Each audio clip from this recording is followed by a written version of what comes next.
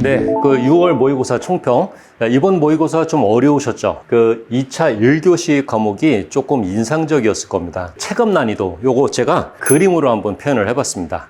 자, 중개사법은 이제 풀 수 있는 문제들이 상대적으로 좀 많았는데, 공법은 풀 수 없는 문제가 좀 많았죠. 뭐, 물론 이런 현상이 지금까지 계속 있어 왔습니다. 그죠? 이제 자, 이번 6월 모의고사는 이 현상이 특히 두드러졌다 그거죠. 그래서 이번 모의고사는 왜 그랬느냐, 이 현상이 왜 두드러졌느냐, 자, 요 얘기도 한번 해볼게요. 전체 과목 시험 난이도 3월, 4월 모의고사는요, 자, 난이도가 하쪽에 맞춰져서 출제가 되었고, 5월 모의고사는 난이도가 중급이었습니다. 6월 모의고사는요, 난이도가 자, 상급.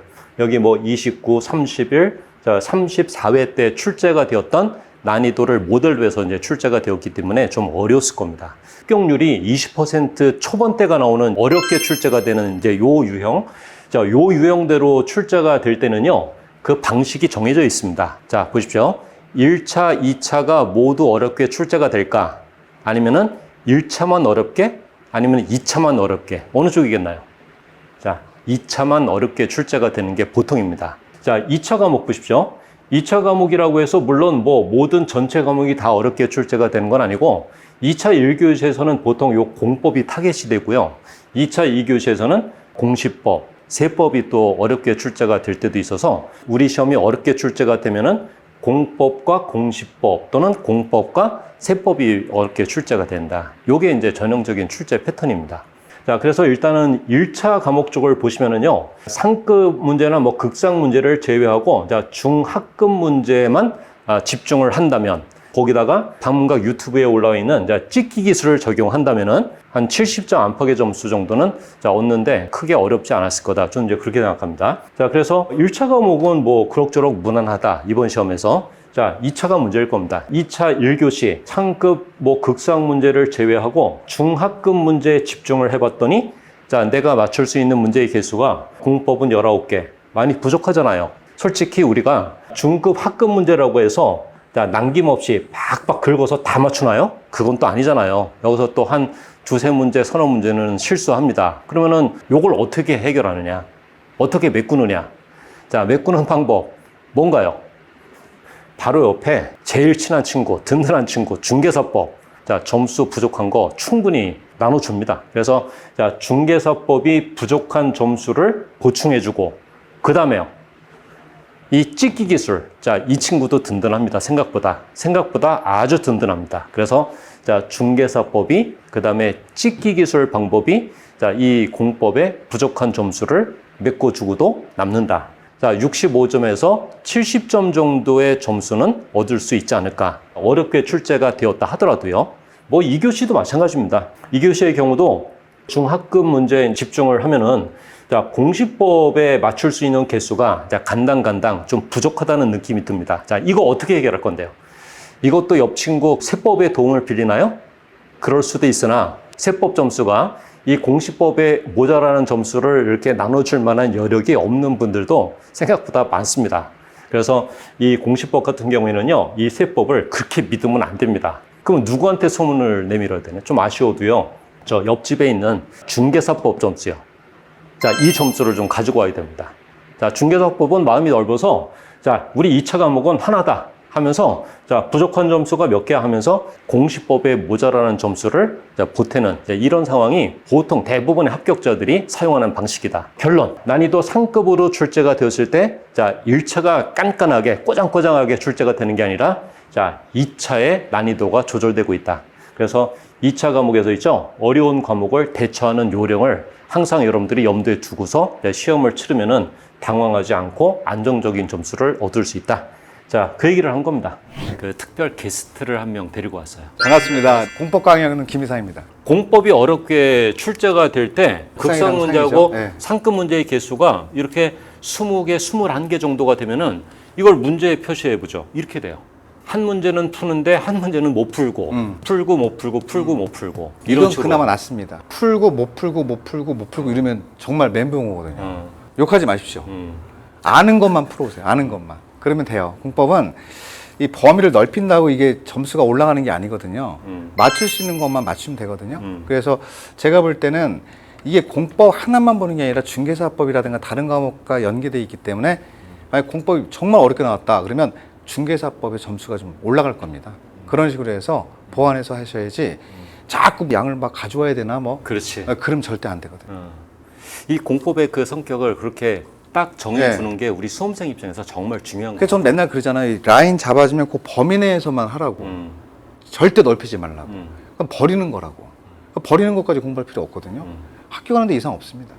그런 개념이 있어야 되는데 학생이 불안하니까 얘기를 해도 자꾸 뭔가 더 늘리면 하나라도 맞겠지 그 생각하는데 절대 그러시면 안 돼요. 절대 그러시면 이게 지금 양만 늘어나고 정리도 하나도 안 되고 나중에 내가 왜 이랬을까 이렇게 후회합니다.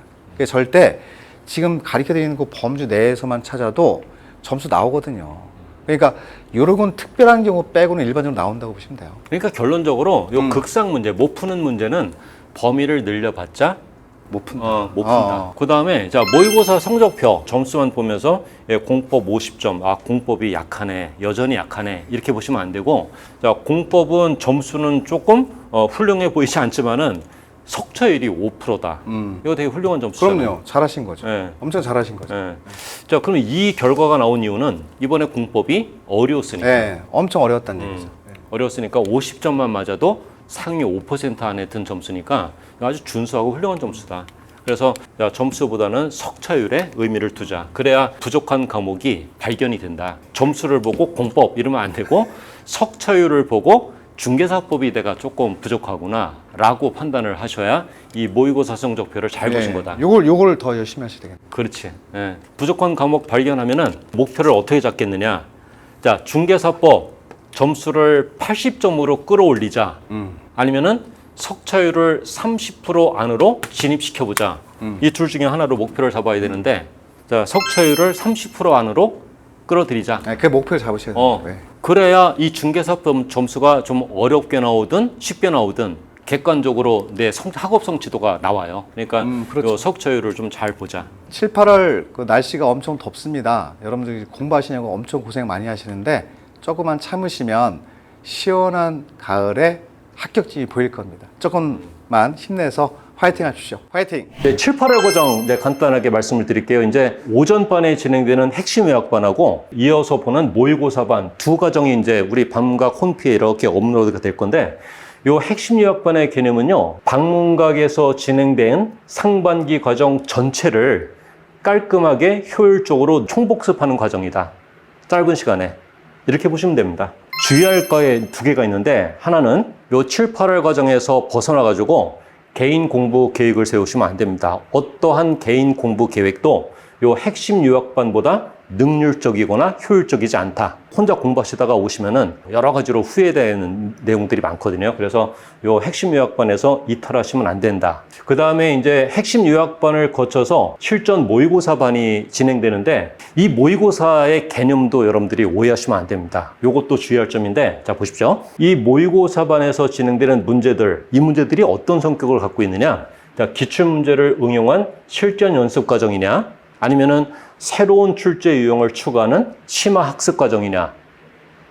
당연히 1번입니다. 1번.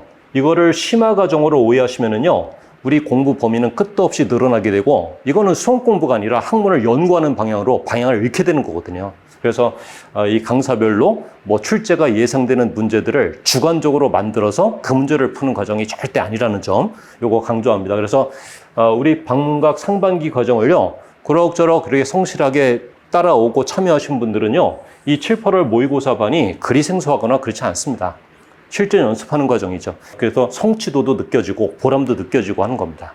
요 7, 8월 과정 거치고 나면은요, 보통 대부분의 수험생들 실력이 다 상승하고 있다. 그래서 좀 힘든 과정이지만은 꾹 참고 들어오셔야 된다. 자, 이번 모의고사 점수요, 들쭉날쭉합니다. 자, 그래서 도대체 내 모의고사 점수가 언제 안정화될까? 생각하는 그 좋은 점수가 언제 나올까?